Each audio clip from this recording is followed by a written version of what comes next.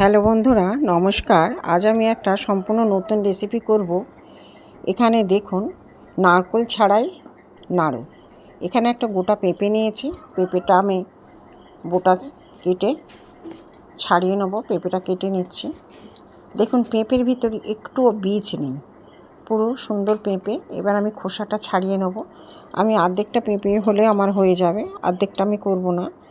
আমি খোসা ছাড়ানো হয়ে গেছে। এবার গ্রেটার দিয়ে গ্রেট করে নেব। দেখুন, বড় গ্রেটার দিয়ে গ্রেট করে নিলাম, যেটা বড় ফুটো দিয়ে গ্রেট করে নিলাম। গ্রেট করা আমার হয়ে গেছে বন্ধুরা। এবার আমি কড়া একটা বসিয়ে, গ্যাসে একটা কড়া বসিয়ে 1 বাটি মতো চিনি, মাঝারি বাটির 1 বাটির একটু কম চিনি দিয়ে আমি ক্যালামাইন করে নেব।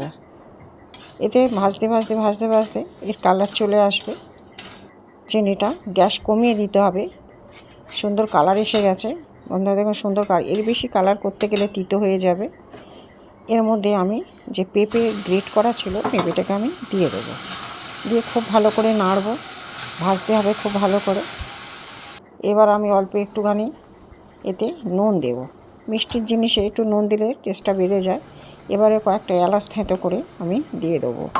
দিয়ে খুব ভালো করে ভেজে নেব। দেখুন, চিট এসে গেছে।